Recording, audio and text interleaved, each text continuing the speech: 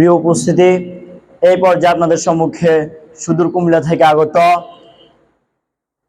নাজিরনগর নূরে Medina ইসলামী মাদ্রাসার সম্মানিত ছাত্র মোহাম্মদ সাব্বির বিন আমির হোসেন হযরতকে তার মূল্যবান বক্তব্য পেশ করার জন্য অনুরোধ করছি। আসসালামু আলাইকুম ওয়া রাহমাতুল্লাহি ওয়া বারাকাতুহু। নাহমাদুহু ওয়া নুসাল্লি আলা রাসূলিল কারীম। আম্মা বা'দ, ফাআউযু বিল্লাহি মিনাশ শাইতানির রাজীম। বিসমিল্লাহির রহমানির রহিম। ইন্না সালাতা তানহা আনিল ফাহশাই ওয়াল মুনকার।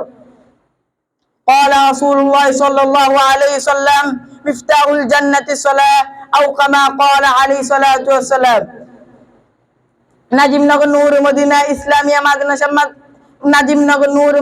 ইসলামিয়া মাদ্রাসা কর্তৃক আয়োজিত সাপ্তাহিক সেমিনারে সম্মানিত সভাপতি, বিজ্ঞ বিচার ও সুদক্ষ পরিচালক, আমার সামনে উপস্থিতি সবুজ বাংলার দূর দূরান্ত থেকে আগতম একজাত ইলমে পিপাসুক ছাত্র ভাইরা, আপনাদেরকে জানাই আন্তরিক শুভেচ্ছা ও মোবারকবাদ। প্রিয় উপস্থিতি, আজকে আমার আলোচনার বিষয় হলো সালাত নিয়ে। আল্লাহ তাআলা বলেন, ওয়া আকিমুস সালাতা, তোমরা নামাজ কায়েম করো, ওয়া আতুজ যাকাতা, এবং তোমাদের যাকাত আদায় করো, ওয়ারকাউ মা'আর রাকিঈন, এবং রুকুকারীদের সাথে রুকু করো। অন্য আয়াতে আল্লাহ বলেন, ইন্না সালাতা তানহা আনিল ফাহশাই ওয়াল মুনকার,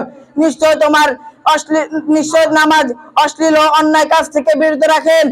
মুহতারাম হাজিরিন, প্রিয় নবী সাল্লাল্লাহু আলাইহি ওয়াসাল্লাম হাদিস বলেছেন, আউয়ালু মা ইউহাসাবু বিল আবদু ইয়াউমাল কিয়ামাতিস সালাহ, কিয়ামতের দিন সর্বপ্রথম নামাজের হিসাব হবে। প্রিয় নবী আরো বলেন, মিফতাহুল জান্নাতিস সালাহ, নামাজ বেহেশতের চাবি। এই বলে আমার বক্তব্য শেষ করলাম। ওয়া আখিরু দাওয়ানা আলহামদুলিল্লাহি রাব্বিল আলামিন।